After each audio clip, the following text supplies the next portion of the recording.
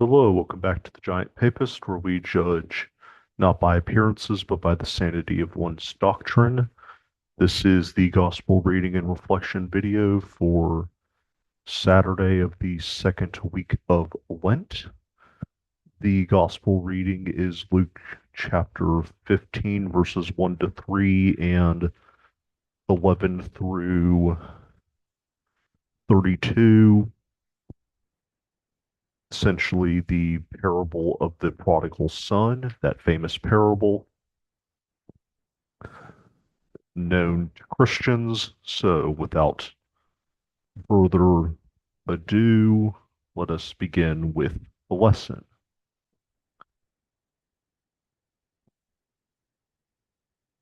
Now, the tax collectors and sinners were all drawing near to hear him, and the Pharisees and the scribes murmured, saying, "This man receives sinners and eats with them." And he said, "There was a man who had 2 sons, and the younger of them said to his father, 'Father, give me the share of property that falls to me.'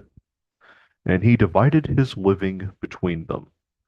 Not many days later, the younger son gathered all he had and took his journey into a far country, and there he squandered his property in loose living. And when he spent everything, a great famine arose in that country, and he began to be in want. So he went and joined himself to one of the citizens of that country, who sent him into his fields to feed swine. And he would gladly have fed on the pods that the swine ate, and no one gave him anything. But when he came to himself, he said, 'How many of my father's hired servants have bread enough and to spare, but I perish here with hunger? I will arise and go to my father, and I will say to him, Father, I have sinned against heaven and before you. I am no longer worthy to be called your son. Treat me as one of your hired servants.' And he rose and came to his father. But while he was yet at a distance, his father saw him and had compassion, and ran and embraced him and kissed him.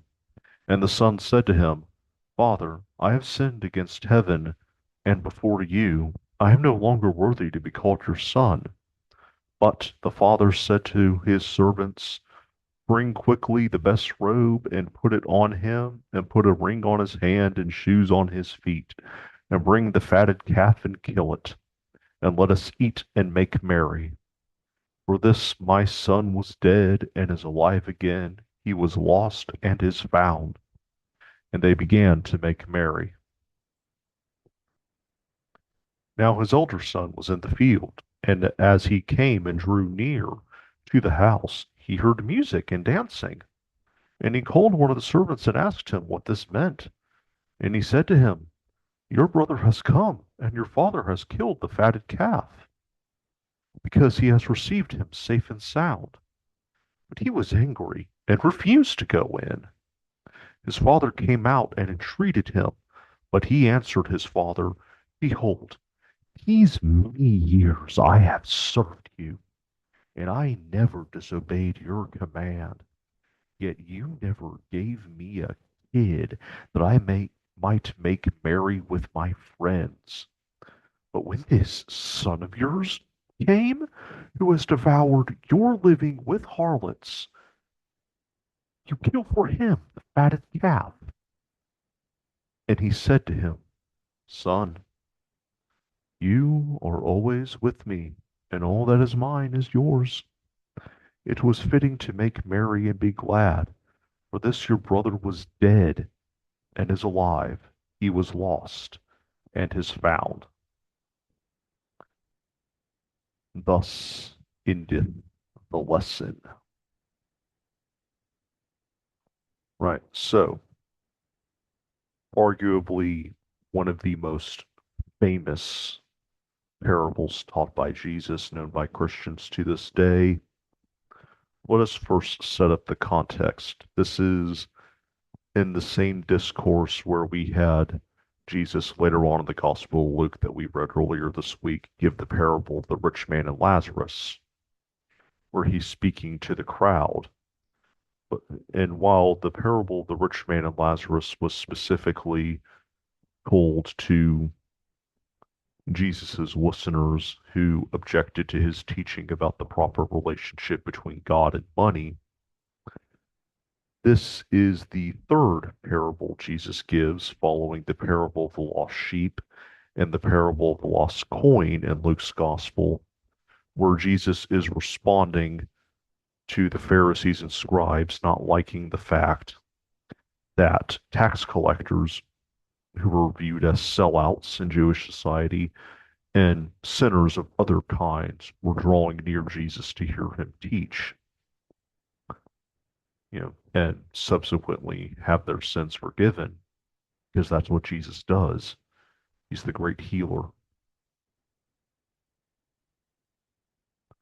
And Pharisees and scribes don't like the fact that Jesus, who is reputed to be a holy and righteous man, that they themselves acknowledge, is condescending himself to be in company of ill repute. So, for the purpose of our reflection today, he tells them the parable of the prodigal son. And note that we are not, Jesus does not initially want us to be sympathetic to the prodigal son. I mean, eventually, the moral of the lesson is that's where we want to be, because it turns out the prodigal son is us when we sin. But in terms of the fictional narrative, prodigal son's not a good man. As the younger son, he would not have initially been allowed to receive his inheritance upon his father's death. That would have gone to the eldest son, who then would have divided accordingly as he sees fit. So essentially, the story opens up with Jesus saying that the youngest child essentially goes up to his father and says, "Can you go ahead and die and leave my life forever so that I can gain monetary wealth that I presume you owe me, even though you don't owe me it, because it's yours and not mine?" But the father, who's representative of God the Father, being wise, decides to do the unthinkable. He grants the younger son the insulting request and divides his inheritance between his two sons, and permits the younger son to immediately run off and, with the money, run away from home and essentially commit all sorts of physical sins as he squanders all of his wealth of that he believes was owed to him, even though it wasn't, until he is left completely destitute and poor. He thought the prodigal son thought a life of sin would fulfill him, and it hasn't. And then to make matters worse, the country he ran off to, hoping to escape the house he was initially not grateful towards, because in this we also see the prodigal son and the older brother as well, to a lesser extent, show sense of ingratitude towards the father. There's now a famine, so not only is he destitute and poor, there is not a ready supply of food. So thus, having grown up in a presumably rich household, because it mentioned the father had hired servants, The prodigal son now finds himself being a hired servant to a complete stranger in a foreign land.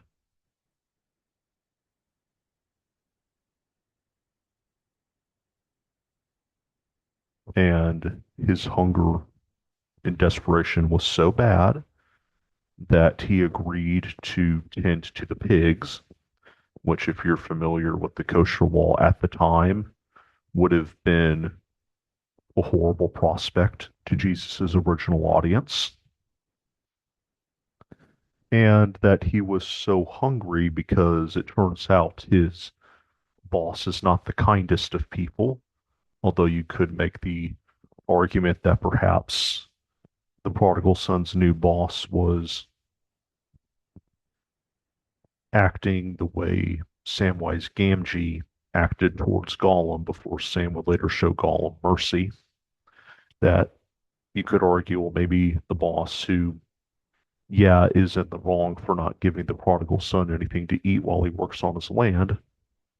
Perhaps the boss knew of the prodigal son's character and was treating him what he thought the prodigal son deserved to be treated as. So, in other words, you're this great notorious sinner. I'm going to punish you for it as you work on my land. Prodigal son was so hungry that the rather unsanitary prospect of eating from the trough that pigs eat out of, that he was feeding the pigs, seemed like something he was willing to do if only to settle his physical hunger that is now upon him because he has deprived himself of spiritual goods with his great life of sin in the foreign land. But then he came to himself, or as the Godspell musical put it, he came to his senses, and he realizes, having a new perspective, that perhaps being a hired servant's not such a bad idea, because that's now what he is in this strange land. Besides, my father's hired servants back home, my father whom I hated and wished was dead, he's charitable with his hired servants that I might have originally looked down upon.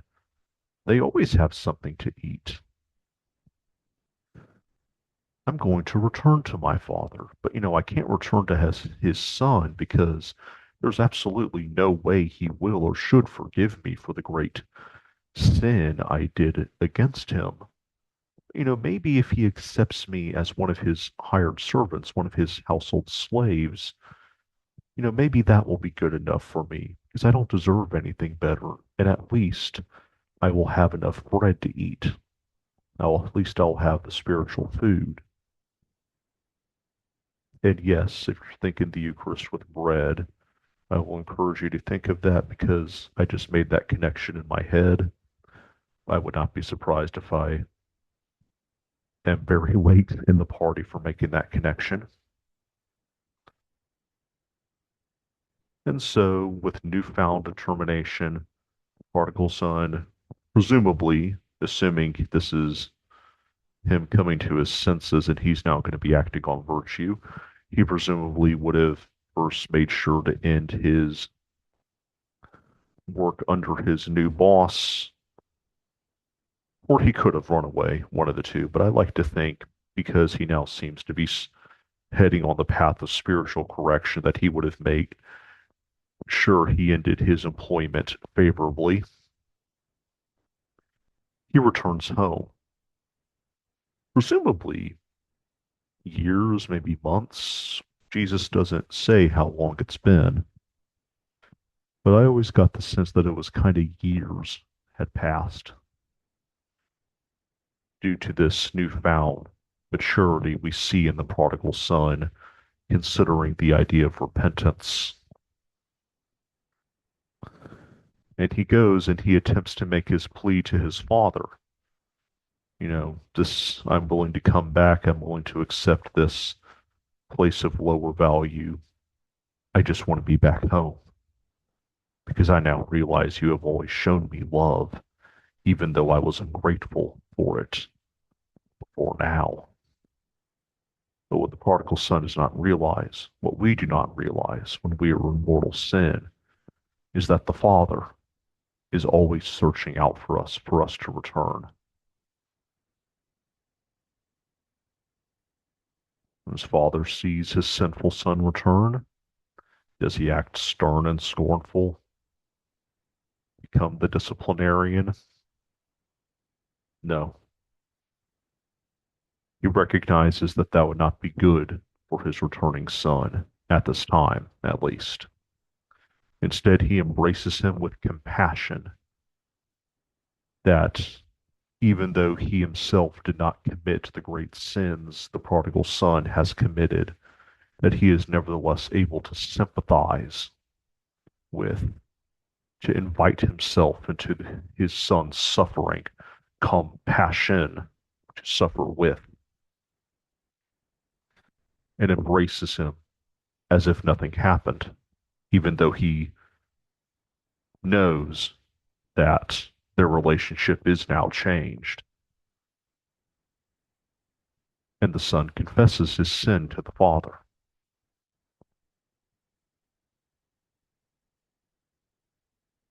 Father forgives him, this unspoken forgiveness.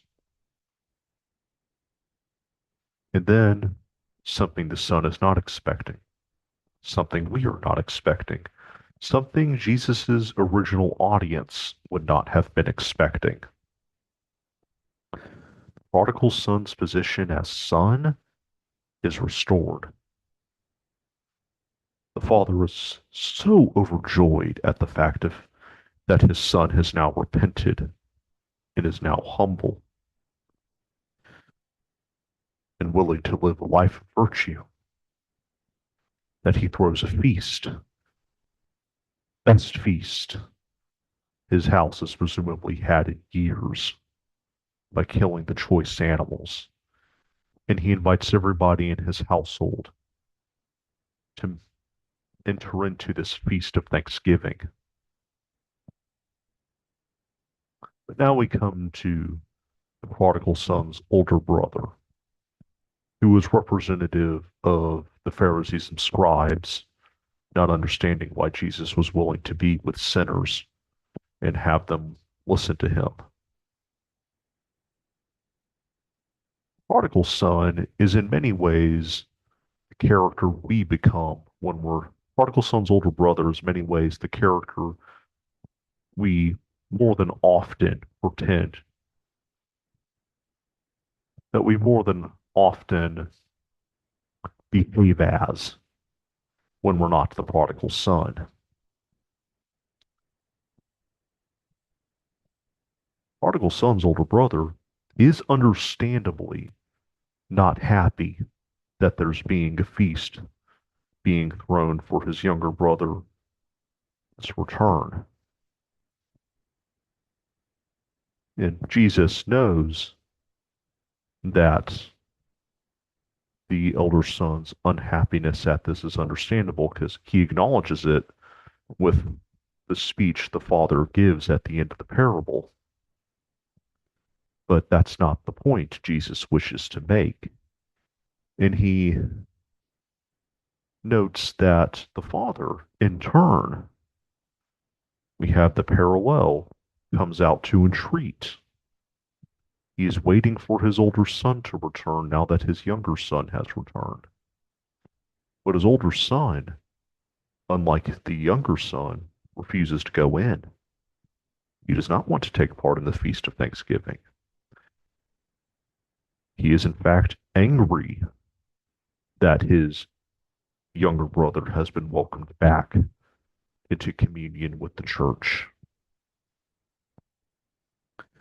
And he even gives, in betraying his own ingratitude of a different sense than the original ingratitude showed by the prodigal son, where he states the objection that the Pharisees would have given, the Pharisees who were opponents of Jesus in this instant in the gospel would have given, what later on in the 4th to 5th century the Donatists would have given to the reconciliation of the Traditores, what we might be tempted to give or have given when notorious sinners, whether inside our family or out, have confessed their sins and been welcomed back inside the church.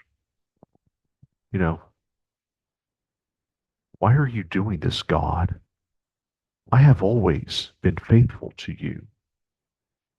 I have always kept your commandments, and yet I don't recall one instance of you even letting me, of you even throwing a minor feast for me and my friends.